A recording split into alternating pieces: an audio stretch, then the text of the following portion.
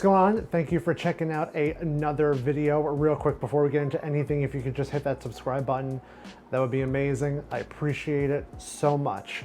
So in today's video, we're actually going to be talking about a new camera that I picked up about a month ago, but I am completely in love with.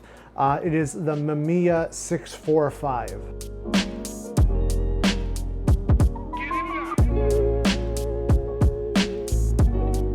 It is a little guy. It is a kind of like run and gun kind of medium format camera. It shoots 6:45 film size as opposed to the bigger size film of 6x7 like in my Pentax 6.7 or my Mamiya 6.7. I picked this up about a month ago because I wanted to have a camera that I could take with me and just like kind of throw in my bag and just take it with me. The RZ6.7 is a very big toaster box camera, and then the Pentax 6.7, though it's more of like an SLR kind of like normal hold up to your eye kind of handle grip camera, it's still a big camera with a big mirror in it and big negatives, and I wanted to have something that I can literally just walk around with and pop open and just take really great photos with.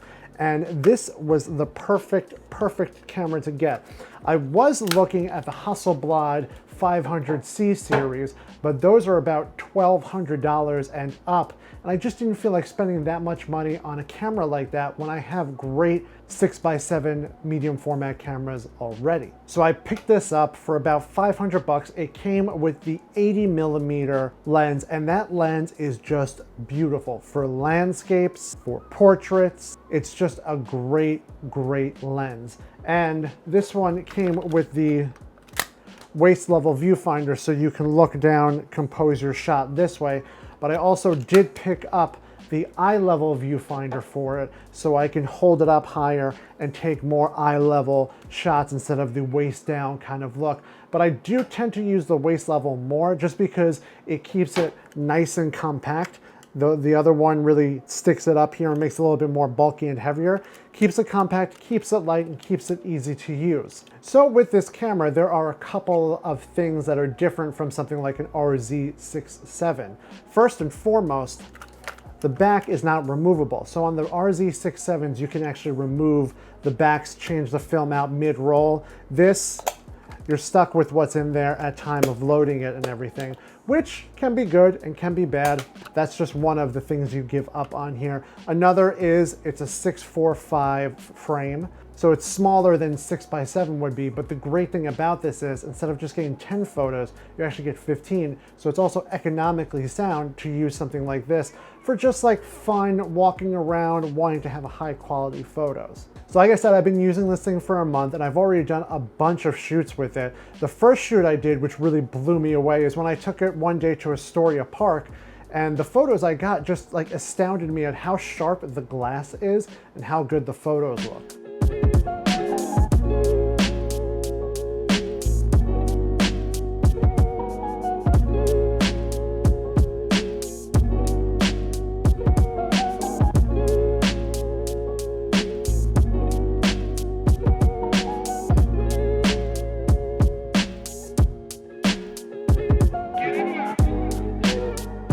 After that, I took it to another beautiful park in Astoria, which is Gantry Park, which is down by Long Island City, and just walked around that park with it and got even more beautiful photos, really showing off how good this 80mm lens is.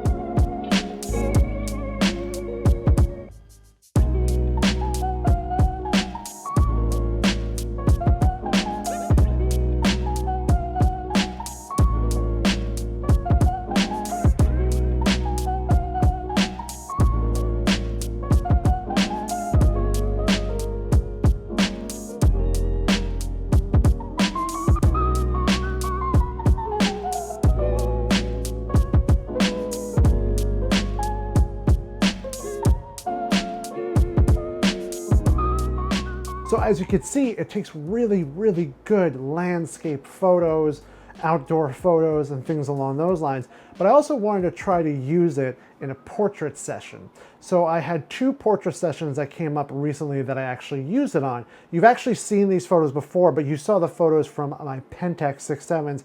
I've never really showed the photos from my Mamiya 645 with it. So the first one is with my friend Versace, which I took a couple of weeks ago.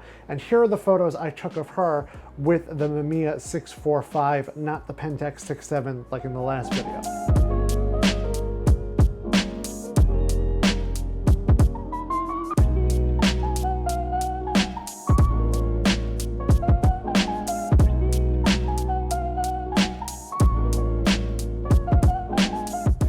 Those look incredible. I mean, it just shows you that you can take beautiful landscape photos with this, but also incredible, incredible portrait photos, and Versace looked wonderful in them.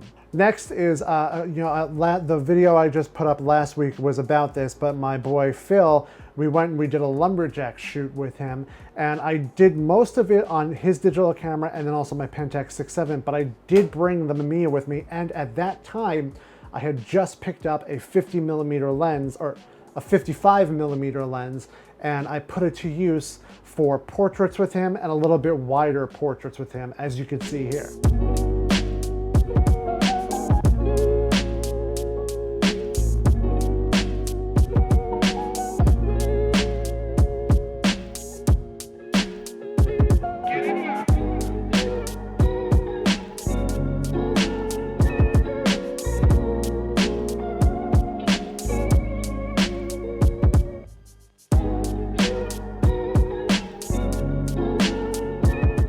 Those are some of the photos I've taken with this camera, and a couple of other things I just want to really go over and what my final thoughts are on this. I got the one that goes up to 1,000 of a second for photos, so what's great about that is I can get down in proper light with, depending on the speed of my film, I can go all the way down to 2.8 and shoot at 1,000 and get that really beautiful bokeh and separation of my portraits, or whatever I'm shooting at that low aperture. So it's really awesome that I got that model with that. There are other models that have grips and removable backs, but I didn't want that. I wanted something that was literally one step above a point and shoot, but medium format and waist level, and this hit all of my marks. What's really cool too is it has this thing up here where if you don't want to use the waist level, you pop this back and you pop this up, and then this, and you can do eye level without the eye level. The only downside to using this is you're not sure if everything's in focus, but it's good if you are doing something in infinity and you just want to have it up here a little bit higher, you can use that. There's a couple of other great things on here. There's a mirror lockup, which is great because when you have a camera this small and mirror lockup, you can hand hold shoot something at like a 60th of a second and have really no shake at all. And then in the back, you have a little meter that lets you do multiple exposures. So I haven't done that yet. Maybe I'll do that with the next roll, but you can do double exposures just by flipping this up, hitting it, advancing forward, taking the photo, and putting it back. It is electronic. There is a battery at the very bottom of it, but still, great camera. I mean, I've been using this constantly and haven't had any battery issues. So my final thoughts on it are I absolutely love that camera. We all know that Mamiya makes some of the best glass out there. And this camera, even though it's smaller, still has some of the best glass I've ever seen on a camera. The photos are sharp. They have that medium format look. They look really great. I absolutely love this camera. I highly recommend it. If you have a large medium format camera, but you don't want to have to use a 35mm for your walk around, you want something with a little bit bigger negatives and more resolution, I highly, highly, highly recommend looking into it. It's affordable. It's Mamiya, so you know it's good quality, and it takes incredible photos, and you get 15 shots out of a roll instead of 10, so you're more economic there. That is my new camera. I'm going to be using it more and more and more. I actually did a shoot this weekend again with Phil. We went to Fort Tilden and took some more photos, so I have some more of those coming. But I absolutely love the camera. Here's a couple of photos of me using it.